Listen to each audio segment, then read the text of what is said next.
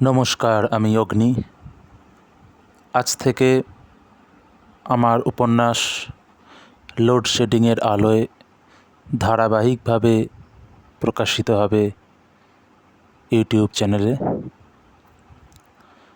পূর্বে প্রতিলিপি অ্যাপে এই উপন্যাসটি ধারাবাহিকভাবে প্রকাশিত হয়েছে, বহুল পঠিত হয়েছে। আপনারা যারা এটিকে পাঠ করতে চান তারা প্রতিলিপি অ্যাপে পাঠ করতে পারেন। যারা শুনতে চান তাদের জন্য আজ থেকে আমার ইউটিউব চ্যানেলে শুরু হতে চলেছে। জলঠংরি গ্রাম। শীতের মরশুমে কুয়াশা ঘিরে বাস করে কিছু নিরপরাধ মানুষ। মাঠ, ক্ষেত, পুকুর, প্রাথমিক বিদ্যালয়, রেশন, পঞ্চায়েত ব্যবস্থা ও ভালোবাসা নিয়ে যারা বেঁচে আছে। কিন্তু সত্যি কি তাই? সবাই কি নিরপরাধী হয়? মৃত্যু, সত্য, প্রেম, কাম, রহস্য, প্রতিশোধ, হিংসা, সততা ও লোভের কাহিনী। লোডশেডিংয়ের আলোয় কোন সত্য উঠে আসবে? জানতে হলে আজ থেকে শুনুন উপন্যাস লোডশেডিংয়ের আলোয়। 1।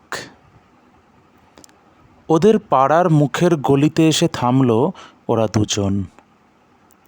ল্যাম্পপোস্টের আলোকে এড়িয়ে যেতে হবে, না হলে সমস্যা আছে।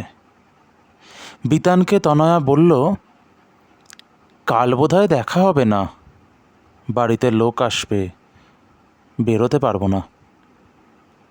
আর আমি কবে যাব তোমার বাড়িতে লোক হয়ে? বলল বিতান।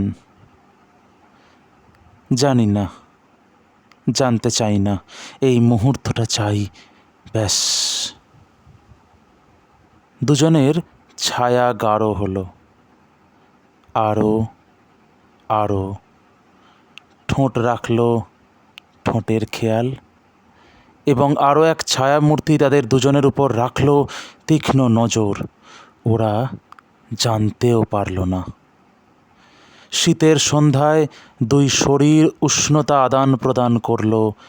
ল্যাম্পপোস্ট নীরব দর্শকের মতো প্রত্যেককে দেখে নিল, আর চাদর মুড়ি দিয়ে অন্ধকারে ডুবে গেল তৃতীয় ছায়ামূর্তি। জলঠংরি গ্রামে একসাথে অনেকগুলো শাঁখ বেজে উঠল। 2। ভোরের কুয়াশা ছিঁড়ে ফুটবলটা গোলপোস্টের দিকে ধেয়ে গেল। দীপ এবারেও ধরতে পারল না। রিক হাসতে হাসতে এগিয়ে গেল দীপের দিকে।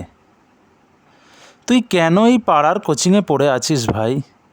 তোর প্রতিভা কি শুধু আমায় গোল দিয়েই থেমে থাকবে? বলল দীপ। তাহলে কি বলিস? মোহনবাগান বা ইস্টবেঙ্গল আমার দিকে চাতক পাখির মতো চেয়ে বসে আছে? কখন আমি গিয়ে কলকাতা ময়দান কাঁপিয়ে ঝাঁপিয়ে একসা করে ফেলব? না রিক, তা নয়। আমি চাই তুই তোর প্রতিভার প্রতি সুবিচার কর। কত কত ছেলে মেয়ে কোনো প্রতিভা ছাড়াই লড়ে চলেছে, আর সেখানে তুই? বাবার গমকলের কাজ দেখাশোনা করছি, আর কি। সেটাই তো, এটা তোর কাজ নয় ভাই। আমি জানি, সাথে এও জানি এছাড়া আর কোনো কাজও আমার কাজ নয়।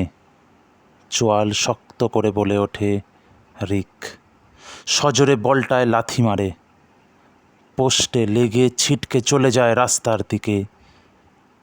আজ খুবই কুয়াশা, তাই হয়তো আরও একটা ছায়ামূর্তি যে এতক্ষণ ওদের কথোপকথন শুনে এই সবে আড়ালে চলে গেল, তা ধরতে পারল না ওরা।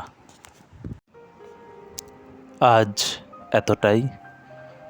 লোডশেডিংয়ের আলোয় আরও একটা নতুন পর্ব নিয়ে খুব শীঘ্রই আসবো আপনাদের মাঝে। ধন্যবাদ।